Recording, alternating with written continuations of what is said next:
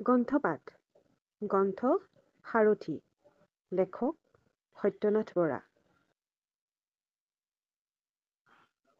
বিদ্যা লাগতিয়াল আহিলা-পাতি যতনাই নল'লে কোনো কাম সুকলমে কৰিব নোৱাৰি। কাপ নহ'লে লিখন কাম কৰিব নোৱাৰি, হাল নহ'লে কৰ্ষণ কাম কৰিব নোৱাৰি, চৰু নহ'লে ৰন্ধন কাম কৰিব নোৱাৰি।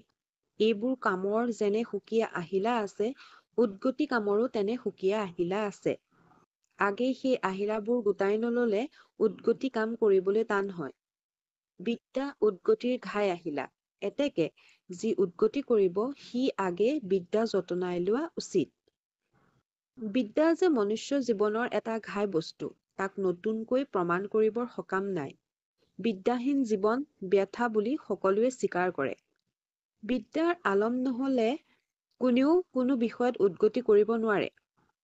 আজিকালি যিবিলাকে উদ্গতি সাধন কৰি পৃথিৱীত নাম জ্বলাইছে, তেওঁবিলাকলৈ চালেই এই কথাৰ সুন্দৰ প্ৰমাণ পোৱা যায়। তেওঁবিলাকৰ সকলোৱে গভীৰ বিদ্যাৰ গৰাকী। আগৰ কালত খ্যাতিমন্ত মানুহবিলাকো বৰ বিদ্যাৱন্ত আছিল। বিদ্যা মানৱ মনৰ দীপ্তি।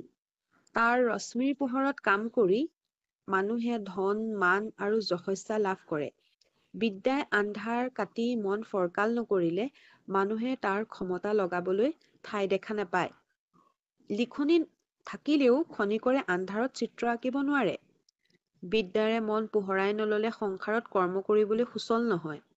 এতেকে উদ্গতিৰ পথত যাত্ৰা কৰিবৰ আগেয়ে বিদ্যা যুগুত কৰি লোৱা উচিত।